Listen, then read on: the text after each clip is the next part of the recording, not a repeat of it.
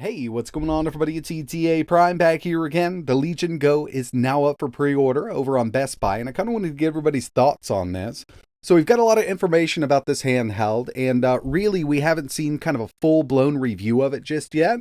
But for sure, as soon as I get my hands on one, I will be making a bunch of videos. And right now, at the time of making this video, they've got two different storage variants that you can pick up. I'll leave links in the description.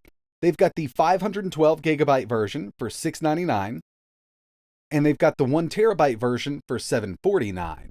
So both of these will have the Z1 Extreme, and initially they did announce that they would be putting one out with the Z1 that's going to be less expensive, but I'm not exactly sure if or when that's ever going to launch.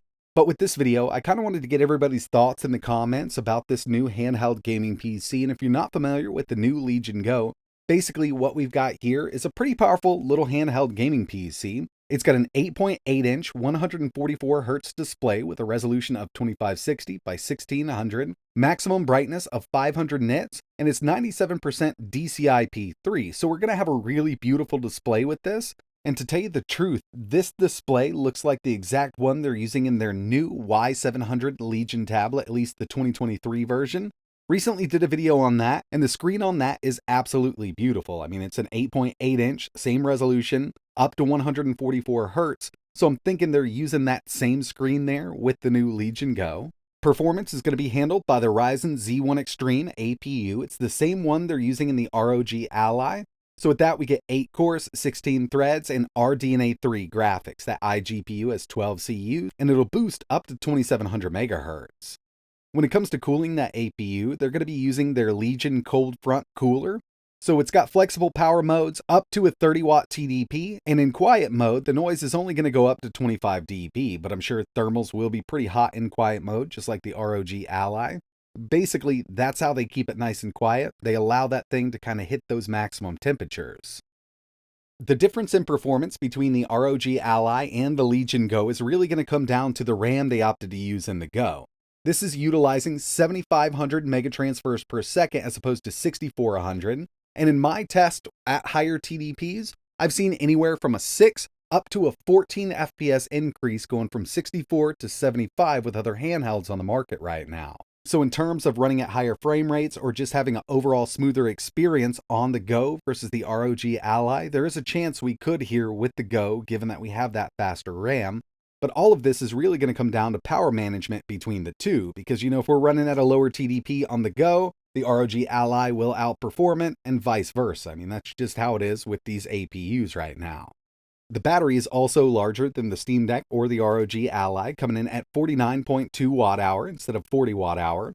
Super Rapid Charge Express, and I believe that's going to be up to 65 watts, just like the ROG Ally. Battery bypass mode, so you can leave this thing plugged in and not worry about overcharging that battery or utilizing the battery at all. You can actually just use wall power to power the APU. But one of the biggest differences here between the other handhelds on the market right now are the detachable controllers. And personally, I do think this looks pretty cool. There's several different modes, and they've got some stuff here that we haven't seen in basically any other device in the market so far.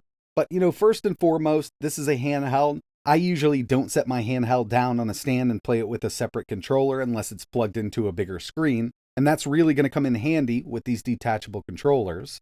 But one of the most interesting things about these detachable controllers is what they're calling FPS Mode. And this is pretty cool because we can use the right one on the table as a mouse. They're calling this FPS Mode, and this is the little demo that they've shown off. I think this is really interesting. Not exactly sure how much I'm going to be using it, but it's something I'd really like to try out. Again, this is the first time we've seen anything like this in a handheld.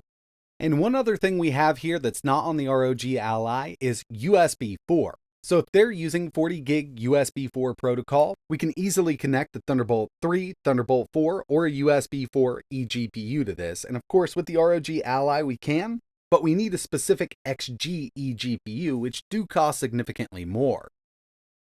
So yeah, I'm personally excited about the Legion Go. I think we're going to see some great performance here. We've got an idea of how that Z1 Extreme is going to perform at that 7500 megahertz RAM. So yeah, I mean, it's going to be an awesome little gaming machine with that 8.8-inch 144Hz display.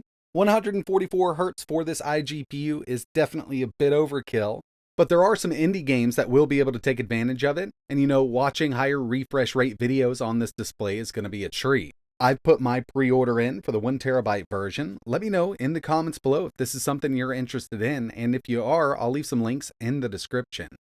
But that's going to wrap it up for this video, and like always, thanks for watching.